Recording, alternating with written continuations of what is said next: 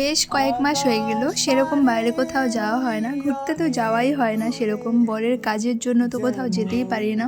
তো আজকে বরকে বললাম যে আমাকে একটু তোমার সাথে নিয়ে চলো, তোমার কাজটাও হয়ে যাবে আর আমার ঘোরাও হয়ে যাবে। তো আমার বর কাজের থেকে যাচ্ছিল কালেকশনে কোচবিহার, তো বরকে বললাম যে আমাকেও তোমার সাথে নিয়ে চলো। তো বর বলছে ঠিক আছে চলো, কিন্তু ওয়েদারটা ভালো না।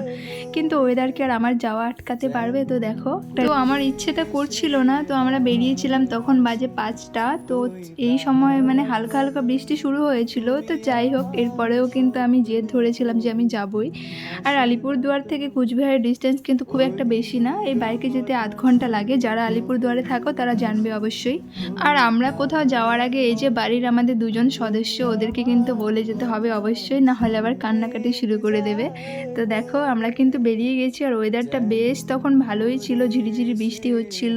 আর যেহেতু আমরা লেট করে বেরিয়েছিলাম সেই জন্য আমরা চলে গেছিলাম প্রথমে একটা শপিং মলে, যেটা নতুন ওপেন হয়েছে। তোমরা সবাই জানো যে কুচবিহারে জুডিও ওপেন হয়েছে।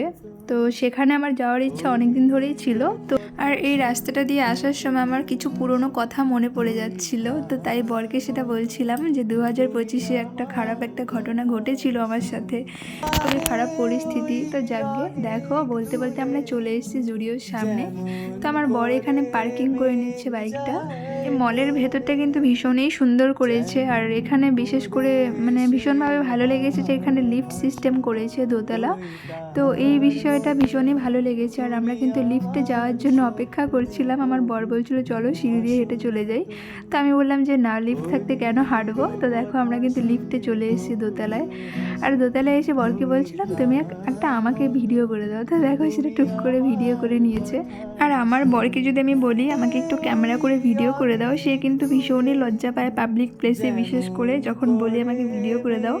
তো দেখো, তার জন্য আমার নিজের ভিডিও খুবই কম থাকে, আমার বরের ভিডিওই বেশি আমি তুলে দিই পেছন থেকে। যদিও বা আমার বর বলে না যে ওকে ভিডিও করতে, কিন্তু আমি করি।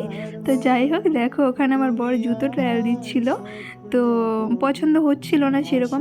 আর যেহেতু কিছু ভালো লাগেনি কালেকশন, সেই জন্য বরকে বলছিলাম যে চলো এবার আমরা বেরিয়ে যাই। ওখানে প্রায় 1 ঘন্টা কাটানোর পর আমি বলছি আমার কিছুই পছন্দ হচ্ছে না, অ্যাট লাস্ট আমরা সেখান থেকে বেরিয়ে যাচ্ছি। তো দেখো, বরকে বলছি তুমি আমাকে এখানে একটু সিঁড়িতে ভিডিও করে দাও।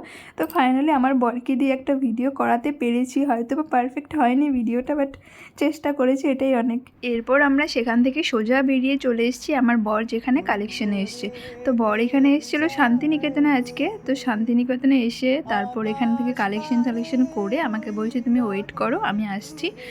তো তাই আমি এখানে ওয়েট করছিলাম। তারপর কিছুক্ষণ পর একটু মানে খুব মোমো খেতে ইচ্ছে করছিল, 1 বছর হয়ে গেলো মোমোই খাওয়া হয় না।